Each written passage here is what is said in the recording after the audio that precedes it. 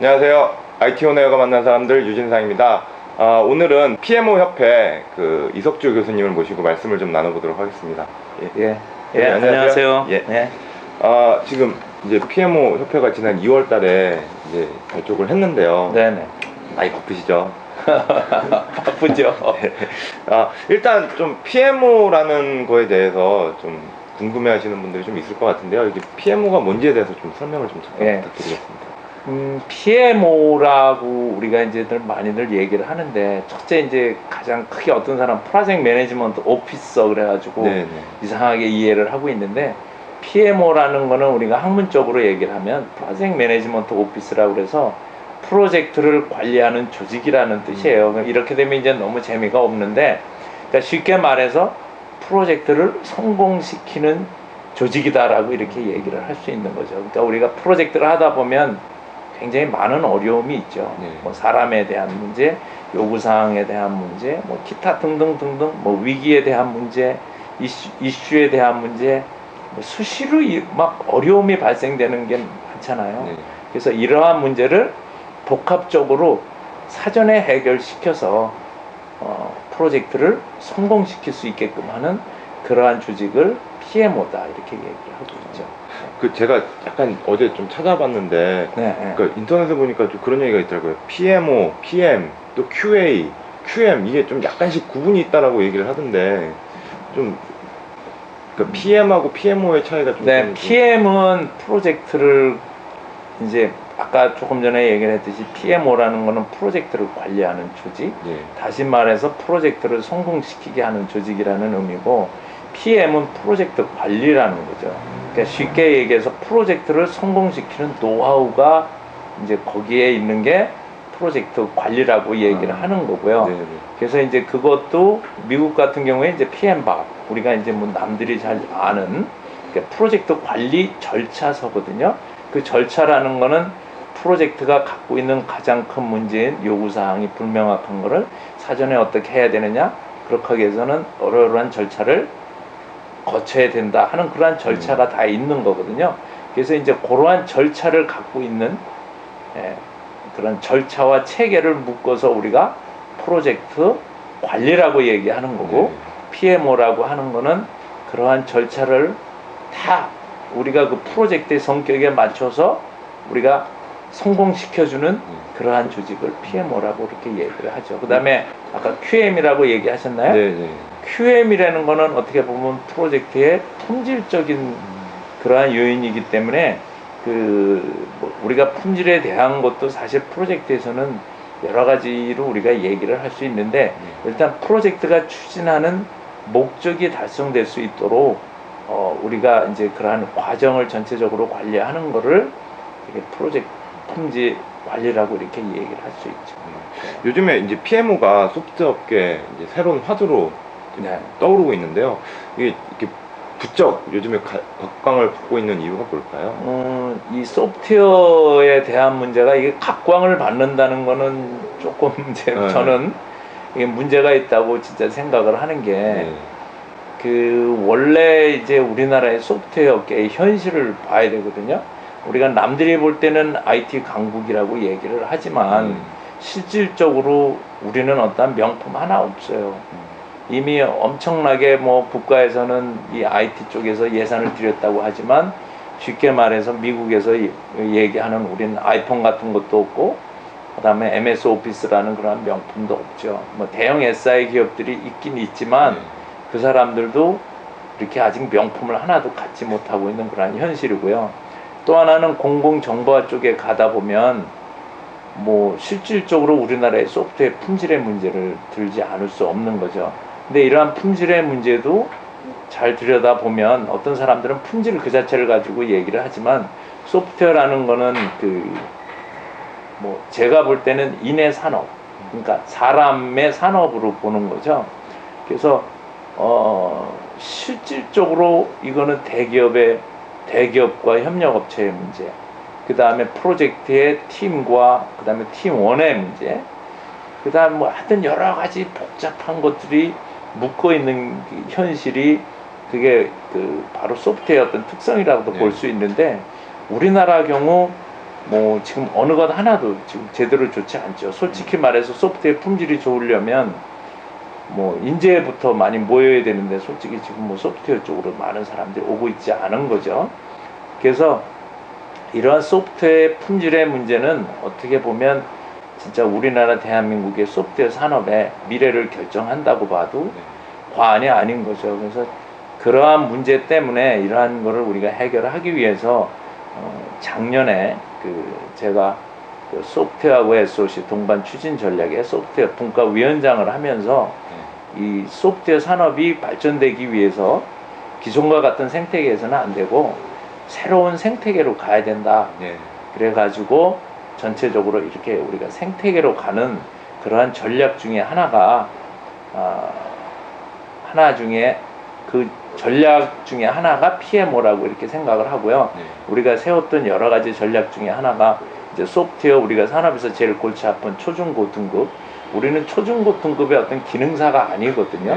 예, 그 다음에 소프트웨어 대가도 초중고 등급에 의해 가지고 무슨 뭐 정가 매기듯이 뭐 얼마 이런 부분에 대한 게 사실 소프트웨어 발전에 저해가 된다고 생각해서 그러한 부분도 해결했고, 그 다음에 요구사항이나 프로젝트 전체를 이렇게 보는 그러한 관점이 부족하다 그래서 우리가 신 RFP나 PMO 같은 그런 제도를 도입하게 된 거죠. 그런데 이제 그게 소프트웨어 산업진흥법이 되면서 이제 요즘에 PMO라는 것이 이제 많이 이제 각광은 아니고 대두되게 됐는데, 실질적으로 PMO가 이 문제를 해결을 해줄 수는 있어요.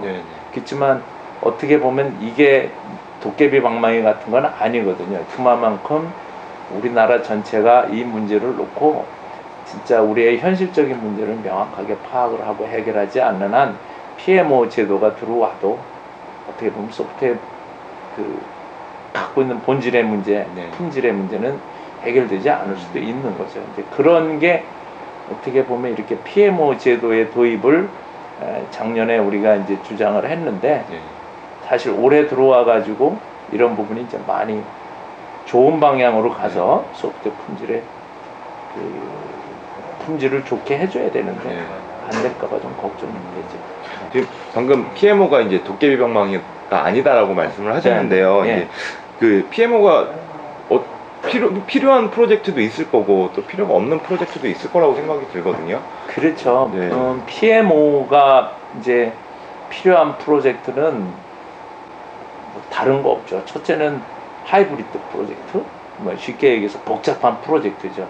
그러니까 옛날보다 소프트웨어 프로젝트가 많이 복잡해졌어요. 옛날에는 우리가 소프트웨어라고 안 그러고 전산이라는 말을 썼었는데, 쉽게 얘기해서 현업의 요구사항을 보고 그대로 전산실에서 그걸 프로그래밍 하면 우리가 이제 저희 프로젝트가 끝날 수 있는 아주 단순 프로젝트인데, 요즘 같은 경우에 보면 컨설턴트도 들어와야 되고, 뭐 그 컨설턴트도 업무 프로세스 설계도 들어와야 되고, 컨피규레이션 하는 사람도 들어와야 되고, 데이터베이스 업체에서도 들어와야 되고, 네트워크 업체에서도 들어와야 되고, 뭐 쉽게 얘기해서 미들웨어도 들어와야 되고, 굉장히 많이 복잡해졌거든요.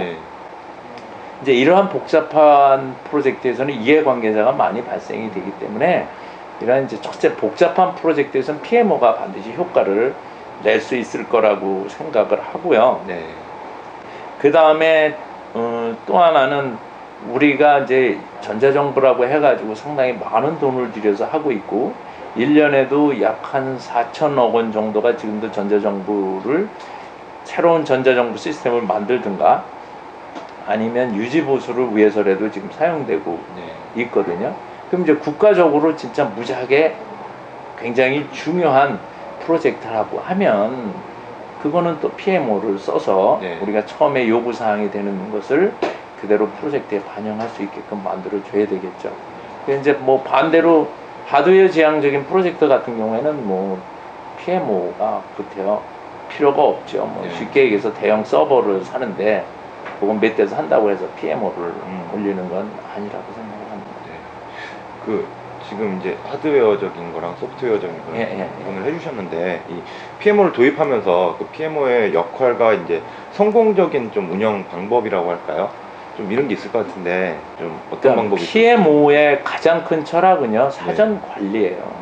그러니까 쉽게 얘기해가지고 그 PMO라는 걸 통해서 이제 저가 여러 군데서 이제 우리가 프로젝트 관리에 대해서 강의를 하죠. 네. 강의를 하다 보면 프로젝트 위기 관리를 강의를 할 때가 있어요.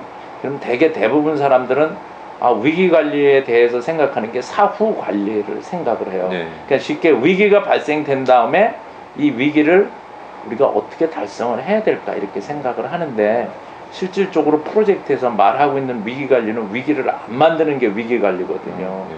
그러니까 바로 똑같이 PMO는 이 사전 관리를 철저히 해서 위기도 안 만들고 문제도 안 만들고 품질에 대한 문제도 없게 하고, 그 다음에 서로 고객과의 문제 갈등도 안 일어나게 하려고 노력하는 것이 가장 중요한 거예요. 네. 근데 아직도 그 우리나라 같은 경우 제일 크게 문제가 되고 있는 게 사후 관리적인 성격으로 자꾸 이렇게 PMO에 대한 부분도 좀 많이 보고 있는 것 같아요. 정부 정책이라든가 네. 이러한 부분에서 나오는 것도. 그 다음에 이제 두 번째는 PMO의 또 하나의 특징은 PMO는 전문가 집단이에요. 네. 전문가 조직이에요. 그러니까 우리가 프로젝트 관리를 잘하는 사람도 필요하지만 또 내나 프로젝트에서 위기의 문제가 있을 때는 위기관리 전문가가 와야 되고요. 그다음 의사소통에 문제가 있을 때는 의사소통 전문가가 와야 되고, 품질에 대한 거, 검사에 대한 거, 테스트에 대한 문제가 있으면 품질이나 검사의 전문가가 와야 되는 거죠. 네. 예. 그래서 이러한 전문가들이 모여가지고 그 프로젝트에 대해서 가장 올바른 우리가 해결 방안을 찾고 프로젝트를 추진하는 그러한 것이 가장 바람직하다고 할 수 있겠죠. 네. 프로젝트를 이제 많이 진행들을 하고 있는데요. 네. 좀 이렇게 좀 놓치고 있는 것들이 좀 있을 것 같거든요. 기업들이 프로젝트 진행을 하면서 좀 어떤 것들을 기업들이 프로젝트를 하면서 놓치고 있는 거는 뭐 가장 제 생각으로 보면 성공시키는 방법 이런 게 있는데 네. 그 성공시키는 방법을 인정하려고 하지를 않아요. 그러니까 이거가 좀 우리 문화하고 맞지가 않죠. 그러니까 프로젝트를 성공하려면 프로젝트에서 발생되는 모든 일이 다 드러나야 되고 가시화해야 되는데 네. 이제 이러한 부분에 대해서 좀 우리는 문화상 인정하지 않으려고 하는 그러한 그 경향이 네. 많죠. 그러니까 될 수 있으면 모든 걸 숨기려고 하고, 네.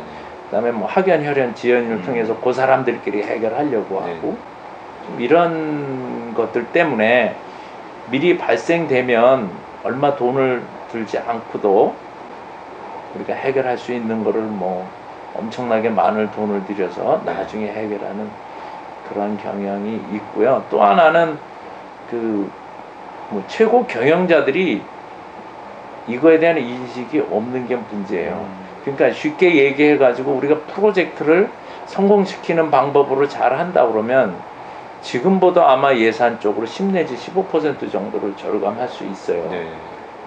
이제 그렇게 얘기하면 CEO들이 관심을 갖는데, 그렇게 얘기하지 않고 그냥 우리가 프로젝트를 성공하게 하는 그런 쪽으로 얘기를 하면 네.